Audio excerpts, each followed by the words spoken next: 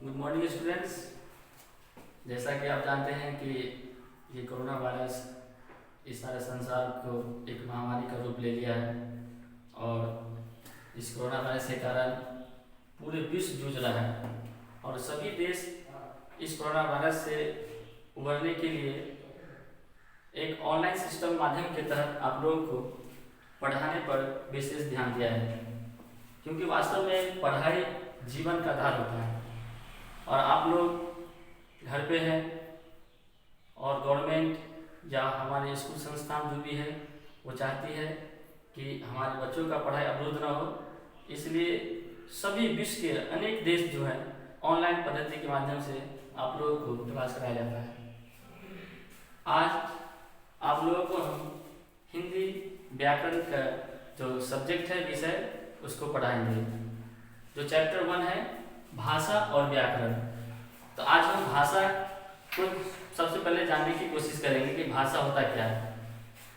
तो भाषा बहुत प्रकार की भाषा होते हैं। हिंदी भाषा है, अंग्रेजी भाषा है, उर्दू भाषा है। अगर हम मैथ भी पढ़ना चाहते हैं, मैथ भी सीखना चाहेंगे तो भाषा के माध्यम से ही। अगर हम उर्दू भी सीखना चाहेंगे तो भाषा के माध्यम से ही। तो अनेक प्रकार के भाषा को जानने के लिए हमें पहले भाषा का ज्ञान होना अति आवश्यक है। भाषा होता क्या है इसके बारे में आपको मैं परिभाषा के माध्यम से बताऊंगा कि भाषा वह साधन है जिसके माध्यम से हम अपने मन के भाव और विचारों को एक दूसरे के सामने बोलकर या लिखकर प्रकट करते हैं, उसे भाषा कहते हैं। भाषा मैंने क्या बताया कि मन में भाव और विचार।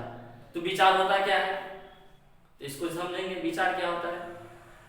सपोज दैट हम किसी होटल में गए और वहां जाके खड़े हो गए। अब खड़े हो गए तो मेरे मन में भाव है, ये आप नहीं समझ रहे, न दुकानदार समझ रहा है कि मुझे क्या चाहिए। मेरे मन में जो भाव उत्पन्न हो रहा है कि मुझे 2 समोसा चाहिए।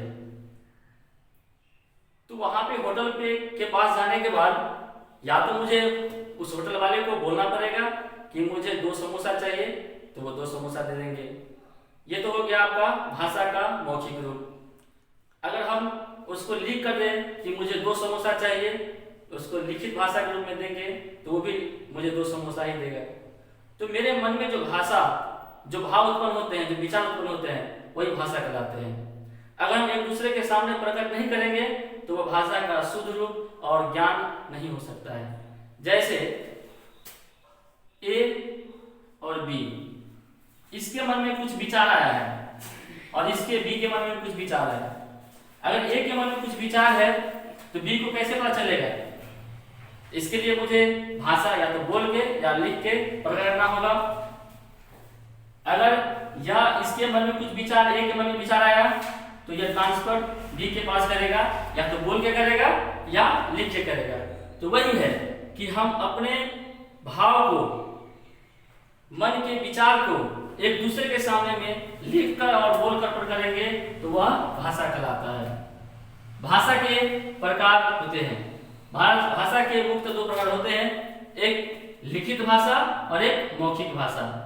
तो मौखिक भाषा और लिखित भाषा क्या है? आप अगर गहराई से सोचेंगे तो मैं यहाँ पर सारा शब्द ला रहा हूँ आपको। मैं अभी मैं कुछ बोल रहा हूँ, आप सुन रहे हैं, तो ये मौखिक भाषा होगा। मैं यहाँ पर लिख चुका हूँ तो ये आपका लिखित भाषा हो गया। और मैं यहाँ पे आके सिर्फ खड़ा हो जाऊँ और कुछ नहीं बोलूँ मैं, तो मेरे मन में विचार आ रहा है, क्या है आप नहीं समझ पा रहे हैं। जो आपके मन में जो विचार है मैं समझ नहीं पा रहा हूँ। तो इसके लिए मैंने यहाँ पर अपना मौखिक रूप भी आपको बताया और लिखित रूप भी बता रहा हूँ मैं। तो मौखिक भाषा क्या होता है कि अपने भाव एवं विचारों को बोलकर प्रकट करते हैं, उसे मौखिक भाषा कहते हैं और कहलाता है। तो इसका शॉर्ट नेम क्या हो जाएगा? मौखिक के लिए पहले हम बोलेंगे तो अगला आदमी जो होगा क्या होगा, सुनेगा उसको, तो क्या हो जाएगा? वो बोलना, और वो जब सुनेगा तो वह मौखिक भाषा हो जाएगा। लिखित भाषा अपने भाव और विचारों को लिखकर प्रकट करते हैं, उसे हम लिखित भाषा कहते हैं या कहलाता है। अर्थात लिखना उसके बाद पढ़ना। जैसे समाचार पत्र है, वो लिखा हुआ है तो उसको हम पढ़ेंगे तो क्या हो जाएगा? वो लिखित भाषा। मौखिक भाषा है बोलना। अगर रेडियो है तो हम कहीं पर रख दिए उसको, तो बोल रहा है तो हम तो लिख नहीं रहे उसको हम सुन रहे हैं, तो क्या हो जाएगा वो मौखिक भाषा। इसलिए मैंने इसको शॉर्ट में लिख दिया है कि बोलना और सुनना, तो क्या हो जाएगा वो मौखिक भाषा। लिखना और पढ़ना, अगर कोई चीज लिखा हुआ है तो उसको हम पढ़ेंगे ही, तो हो जाएगा लिखित भाषा। अब आते हैं हम भाषा के रूप। भाषा के निम्नलिखित रूप होते हैं, जैसे मातृभाषा, प्रादेशिक भाषा, राष्ट्रभाषा, अंतर्राष्ट्रीय भाषा और बोली। अब ये मातृभाषा, प्रादेशिक भाषा, राष्ट्रभाषा, अंतर्राष्ट्रीय भाषा, ये सब का जो आपका डिफिनेशन है मैं नेक्स्ट क्लास में बताऊंगा, क्योंकि ये भाषा बहुत लंबा चैप्टर है। अब हम आएंगे लिपि में। लिपि क्या होता है? तो ध्वनि के लिखने की विधि को हम लिपि कहते हैं, यानी कि रीति को, ढंग को। समझ गए आप लोग? लिपि क्या होता है? लिखने की रीति को। जैसे हमने ये भाषा लिखा है, तो ये हिंदी भाषा है लेकिन ये देवनागरी में लिखा हुआ है। अगर हम सपोज है ये कोई भाषा है, ये उर्दू भाषा है, इसके लिखने का ढंग है, इसको हम उर्दू ही समझेंगे, तो ये उर्दू भाषा कौन सा भाषा लिखा जाता है? इसका लिपि क्या होता है? फारसी होता है। अब रोमन ऐसे APPLE पर लिखे हैं, ये मैंने ये फॉन्ट लिखा। ध्वनि के लिखने की विधि को हम क्या बोलते हैं? लिपि कहते हैं। ये देखिए ये रोमन लिपि में लिखा हुआ है, इसलिए हम क्या कहेंगे इसको? हम अंग्रेजी भाषा का यह रोमन लिपि है। तो लिपि समझ गए आप लोग कि भाषा ध्वनि के लिखने की विधि को, रीति को, ढंग को क्या बोलते हैं? लिपि कहते हैं।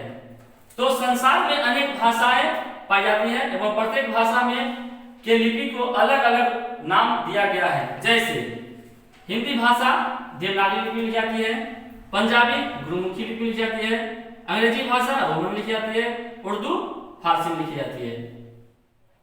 और आपको मैं एक नोट लिखा देता हूं कि भारतीय संविधान में 22 भाषाओं को मान्यता प्राप्त है। और ये 22 भाषा कौन कौन सी भाषा है, ये आपको नेक्स्ट पार्ट में सेकेंड वीडियो बनाएंगे हम, उसमें आपको बताएंगे। धन्यवाद।